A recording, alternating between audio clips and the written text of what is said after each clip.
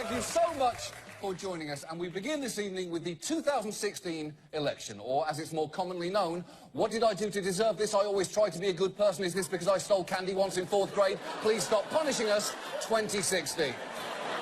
This week saw the first presidential debate, where, as I'm sure you know by now, Donald Trump's performance consisted mainly of an incoherent jumble of sniffles and nonsense, like a racist toddler coming out of dental surgery.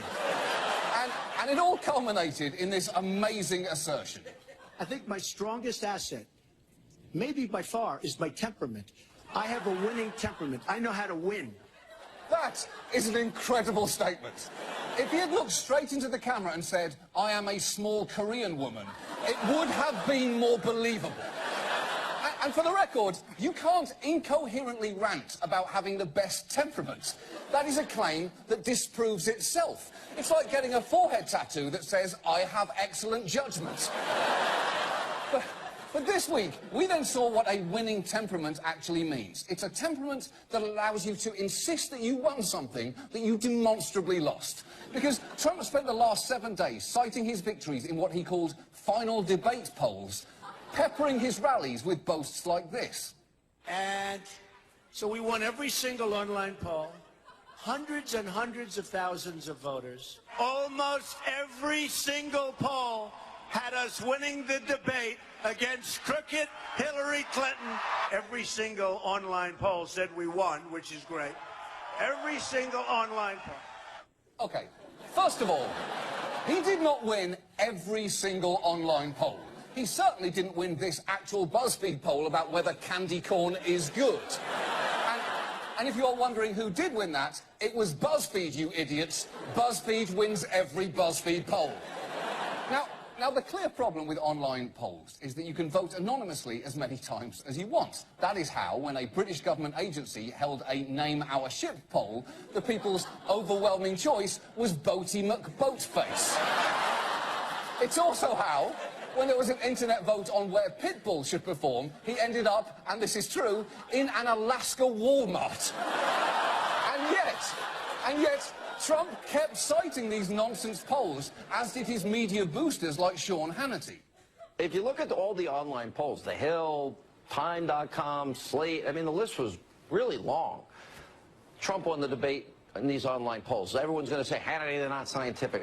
I hear what you're saying. Do you, though?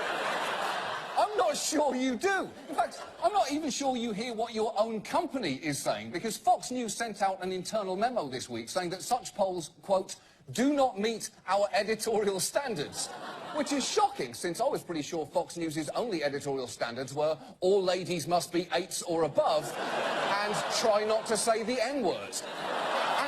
And by Thursday, the Trump campaign's insistence that online polls were just as good as real ones was beginning to drive people nuts.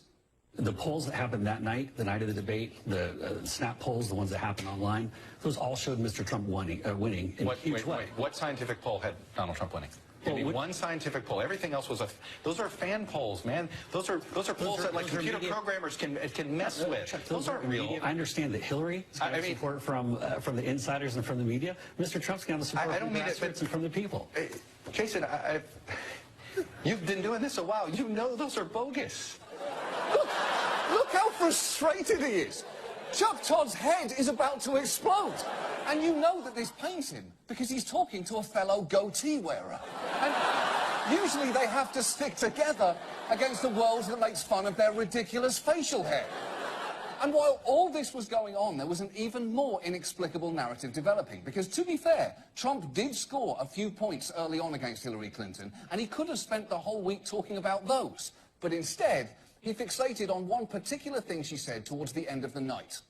And one of the worst things he said was about a woman in a beauty contest. He called this woman Miss Piggy. Then he called her Miss Housekeeping because she was Latina. Donald, she has a name. Where did you find her this? name Where is did you find Alicia this? Machado. Where did you find it? Why does he care where she found it?